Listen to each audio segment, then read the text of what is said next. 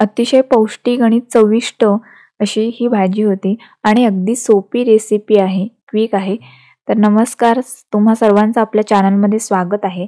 आज आपण झटपट होणारी आणि कदाचित तुमच्यापैकी बहुतेक जणांना माहीत नसलेली अशी एक भाजी बघणार आहोत. तर नवलकोलची भाजी आज आपण करतोय. याला काही ठिकाणी अल्कोल असंही म्हणतात.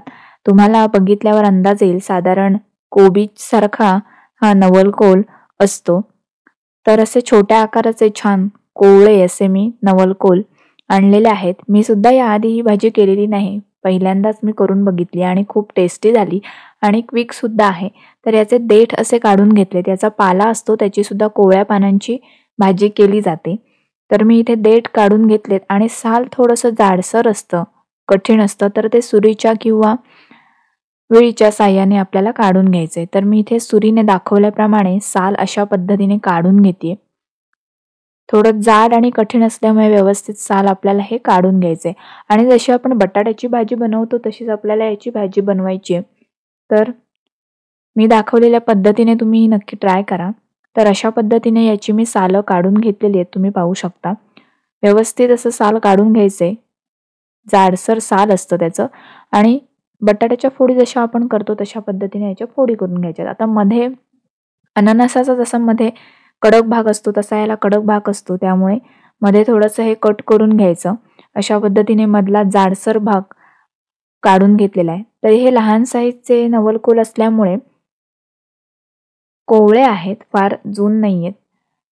तर अशा पद्धतीने हे मधला भाग काढून मी छोट्या छोट्या अशा फोडी करून घेतलेल्या आहेत. आता मी ही भाजी कुकरमध्ये करणार आहे, कारण नवलकोल शिजायला थोडंसं वेळ लागतो, पटकन शिजत नाही.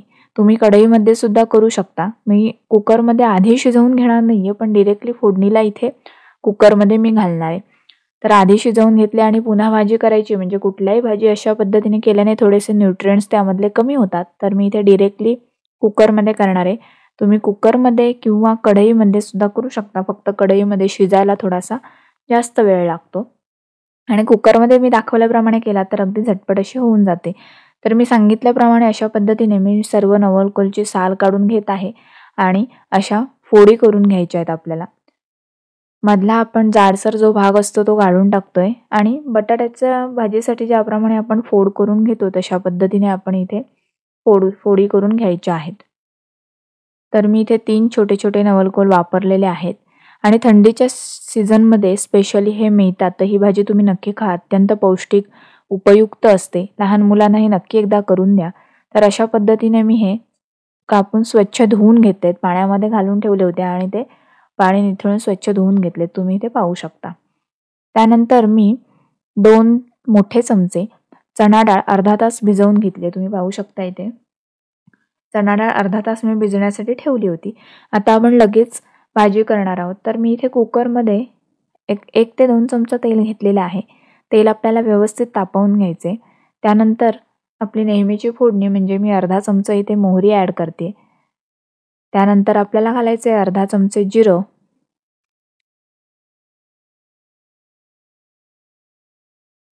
मी सांगितल्याप्रमाणे इथे जिरं ॲड केलेलं आहे. त्यानंतर इथे 7 ते 8 कढीपत्त्याची पानं आपण ॲड करतोय, त्यामुळे स्वाद खूप छान येतो. आणि त्यानंतर मी घालते चिमूटभर हिंग. हिंग आपल्याला त्यामध्ये ॲड करायचं आहे आणि इथे मी पाव चमचा हळद घातलेली आहे.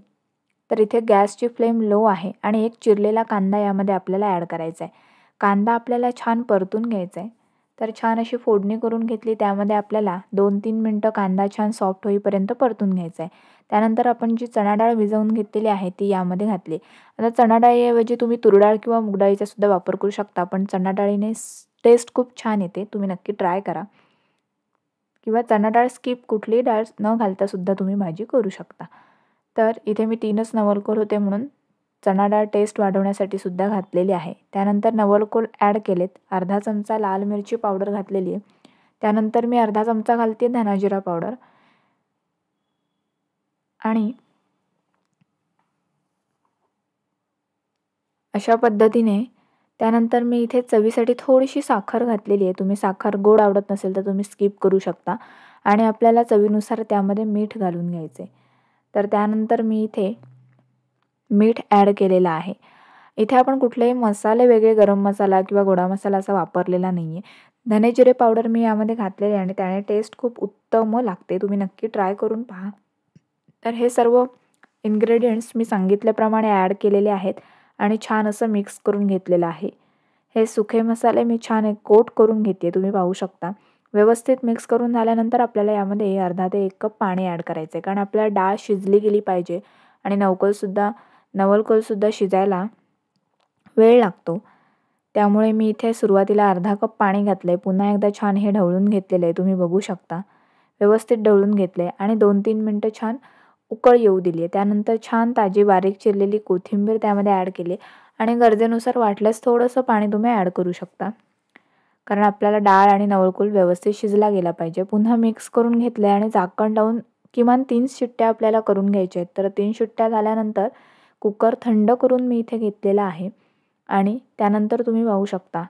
आहा! एकदम परफेक्ट अशी भाजी आपली झालेली आहे आणि छान शिजलीसुद्धा गेलेली आहे आणि आपण डायरेक्टली फोडणीला घातलेली आहे, त्यामुळे त्याची न्यूट्रिएंट व्हॅल्यू पण व्यवस्थित राहिली आहे आणि छान पौष्टिक चविष्ट अशी ही भाजी लगेच तयार झाली. अगदी 10 मिनिटामध्ये ही भाजी तयार होते.